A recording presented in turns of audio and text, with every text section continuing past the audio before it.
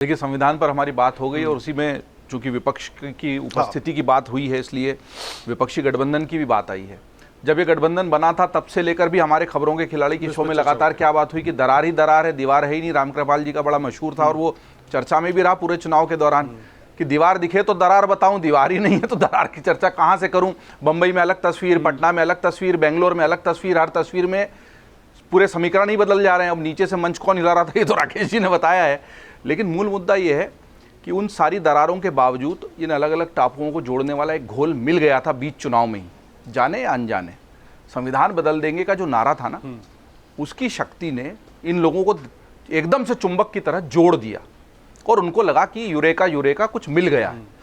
ये रणनीतिक तौर पर तो बहुत सारी चीजें तय हुई होंगी, लेकिन ये हो गया और परिणाम जैसे आए उसके बाद इसका उत्साह और बढ़ गया।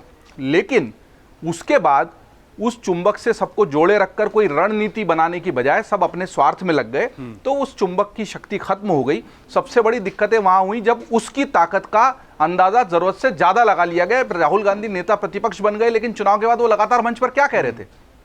हमने नरेंद्र मोदी को तोड़ दिया, हमने उनको साइकोलॉजिकली डिप्रेस कर दिया, हमने उनको साइकोलॉजिकली डाउन कर दिया। मुझे लगता है ये जो व्यक्तिगत प्रहार था, इसको जनता ने, समाज ने, जिन लोगों ने बीजेपी को किसी न किसी कारण से गुस्से में कोई भी संविधान बदल देंगे की वजह से ही सही वोट नहीं भी दिया होगा, तो वो लोगों ने इसको बहुत पॉजिटिवली नहीं लिया है, ये तथ्य है।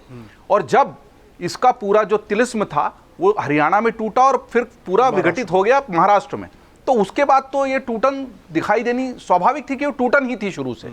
एक घोल था, संविधान बदल देगा नारा, जो उनको ऐसा लगा कि अचानक से जादुई चिराग मिल गया है, कोई चाबी मिल गई है जिससे अभी हम पिछले 10 सालों से जो करना चाह रहे थे वो नहीं हो पाया, वो अचानक होने लगा।